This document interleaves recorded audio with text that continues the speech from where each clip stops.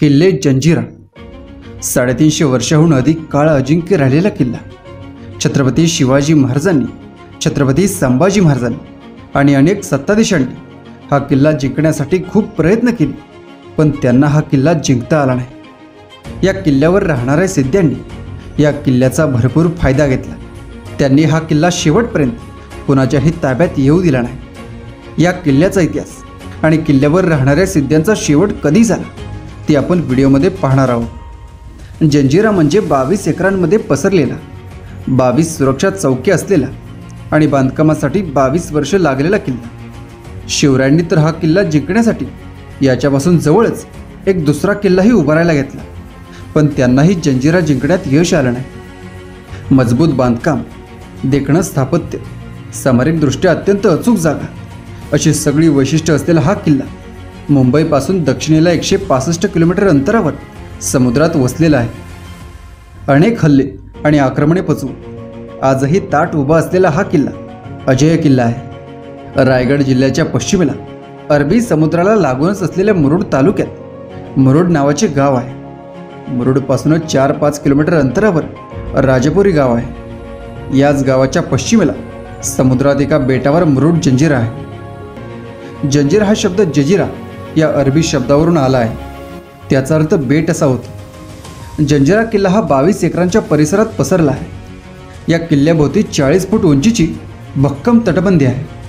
इथले स्थानिक सांगतात की दगड मजबूतीने एकमेकांसोबत जोडण्यासाठी वाळू, चुनखडी, गूळ आणि वितळलेलं शिसं वापरलं गेलं होतं. जंजिरा किल्ला हा अभियांत्रिकातला एक आविष्कार मानला जातो.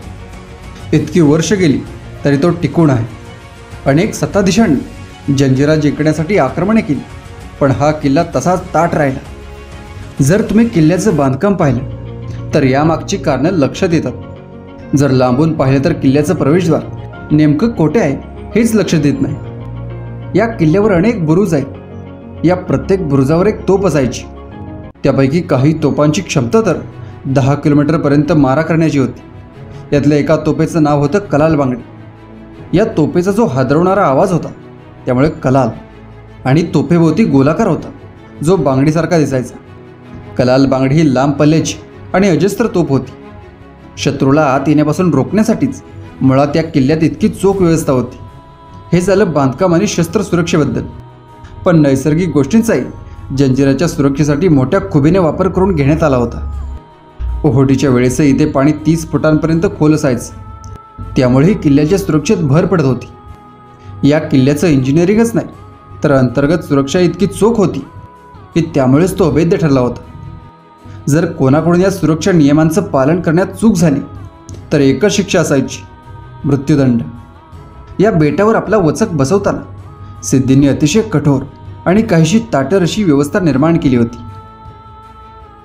भारतात सिद्धींचं आगमन हे 7व्या शतकात झाल्याचं मानलं जातं. सिद्धींचे पूर्वज हे पूर्व आफ्रिकेतले बांतू जमातीतले.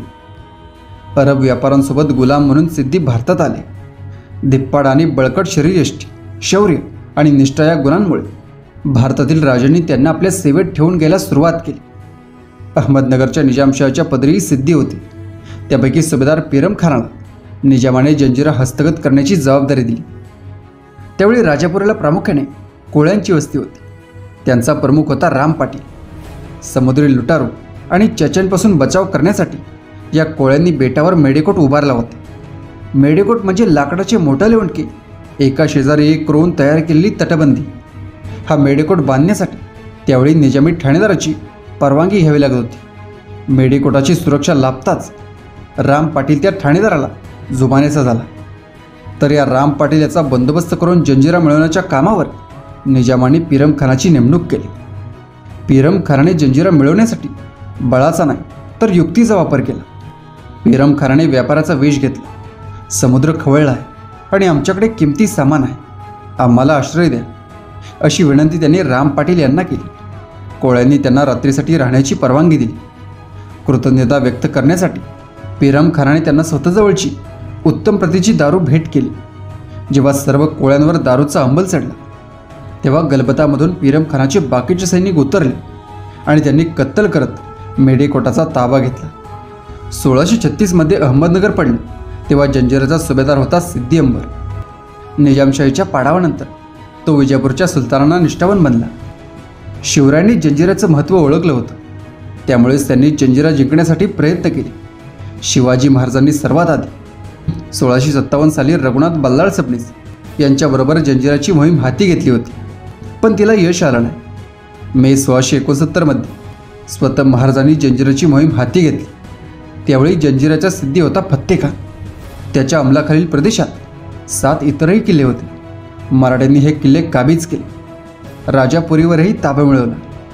फत्तेखानाची कोंडी झाली आहे हे लक्षात आल्यावर महाराजांनी त्याला जंजिरा स्वाधीन कर, आम्ही तुला भरपाई देऊ आणि स्वराज्यात योग्य सन्मान बहाल करू असं कळवलं. फत्तेखान कबूल झाला, पण त्याच्या विरोधात बंड झालं.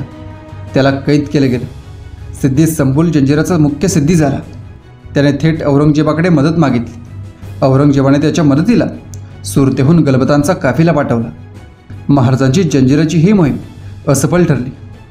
औरंगजेबाने सिद्धीच्या गादीला याकूत खान हा किताब दिला.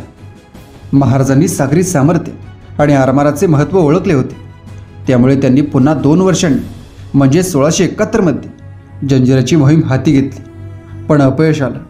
सिद्दीक कासिमने मराठ्यांच्या ताब्यातून दंडा राजपूर ही हिसकावून घेतली.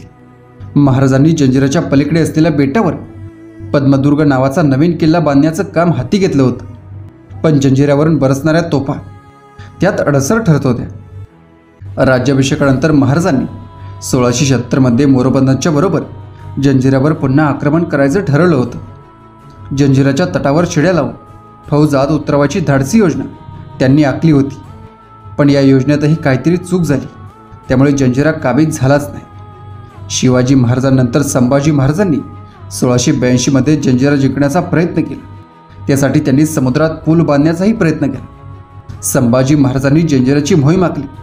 त्याच वेळेस औरंगजेबाने हसन अली खान या सरदाराला 40,000ची फौज देऊन स्वराज्यावर पाठवलं. संभाजी महाराजांना जंजिराची ही मोहीम अर्धवट सोडावी लागली. या किल्ल्यांवरील सिद्ध्यांमध्ये सिद्दी सानपनंतर सुरुल खान, युसुफ खान, फत्तेखान यांनी हा किल्ला शेवटपर्यंत मराठ्यांच्या हाती लागू दिला नाही. शिवरायांनी 6 वेळा, शंभूराजांनी 2 वेळा आणि पेशव्यांनी 5 वेळा या किल्ल्यावर आक्रमणे केली, पण तरीही त्यांच्या ताब्यात हा किल्ला आला नाही. सिद्धींवर फक्त मराठ्यांनीच हल्ले केले नाहीत, तर मोगल, इंग्रज यांनीसुद्धा या सिद्ध्यांचं वर्चस्व संपवण्यासाठी कित्येक वेळा किल्ल्यावर आक्रमणे केली, परंतु तरीही हा किल्ला कोणाला जिंकता आला नाही. हा किल्ला अजिंक्य राहण्याचं सर्वात प्रमुख कारण म्हणजे या किल्ल्यावरील महाकाय तोफा, मजबूत बांधकाम आणि 4ही बाजूनी समुद्राने वेढलेले असल्याने किल्ला जिंकणे शक्य नव्हते.